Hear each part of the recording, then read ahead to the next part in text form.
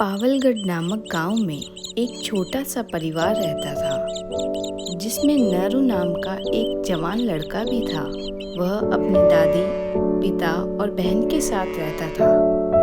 वैसे तो नरू बहुत अच्छा लड़का था, लेकिन उसकी एक आदत बहुत बुरी थी और वो थी बड़ी बड़ी डींगे मारना।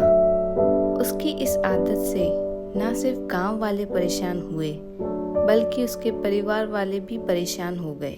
उसी पावलगढ़ गांव में एक आलीशान हवेली थी।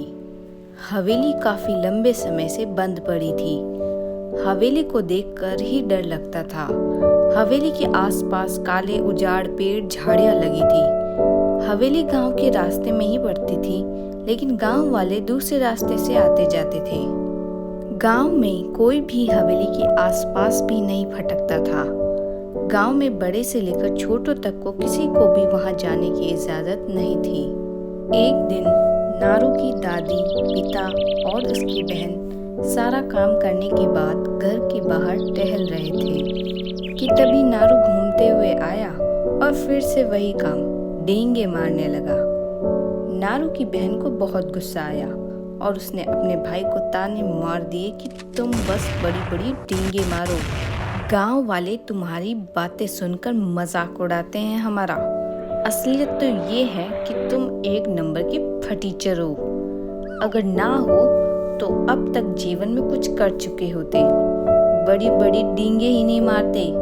नारू को सब सुनकर बहुत बुरा लगता है, लेकिन उसे समझ आता है कि उसकी बहन जो बोल रही है वो सही ही था। नारू गुस्से में उस हवेली में चले जाने का सोचता है और रात के अंधेरे में नारू हवेली की तरफ चल पड़ता है। नारू को डर लगने लगता है, लेकिन वह खुद को अपने फैसले पर रोके रखता है और हवेली के अंदर प्रवेश कर जाता है। अंदर घुसते ही नारू को एहसास होता है किसी ने दरवाजे को लॉक कर दिया है। नारू डर से कांपते हुए आगे बढ़ने के लिए अपना पैर उठाता है कि उसे फर्श पर अजीब से निशान दिखने लगते हैं। कभी खूनी हाथ नजर आते हैं तो कभी खूनी पैर। वह उसे इतने ध्यान से देखने लगता है वह कहीं खोने लगता है, लेकिन तभी किसी का हाथ उसके कंधे को छूता है, जैसे कोई कहना चाहता है दूसरी तरफ भी देखो। लेकिन नारू जब पीछे मुड़कर देखता है तो उसे कोई नजर नहीं आता, लेकिन वापस आगे मुड़ते ही उसके चेहरे पर अजीब अजीब सी चीजें और डरावने दृश्य दिखने लगते हैं। नारू पूरी तरह डर जाता है और नीचे गिर जाता है कि तभी उन सारे दृश्य की तस्वीरें एक एक करके फर्श पर नारू के पास ही गिरने लगती है। नारू बहुत ज्यादा डर जाता है और उन तस्वीरों को नष्ट करने के लिए वो जैसे ही अपने हाथ आगे बढ़ाता है कि उसके हाथ से छूते ही वो तस्वीरें एक किताब में बदल जाती हैं और सब कुछ शांत हो जाता है।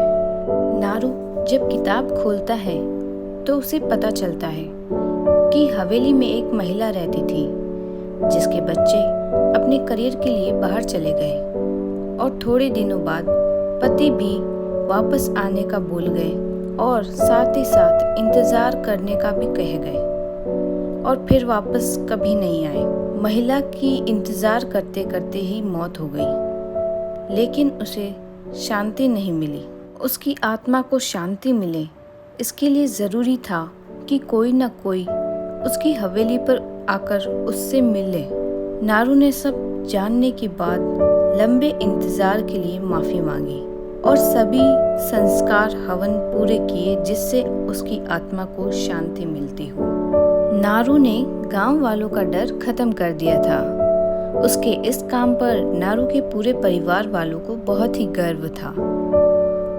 नारू की बहन भी बहुत खुश थी और नारू ने फिर से डींगे मारना शुरू कर दिया उसके सामने।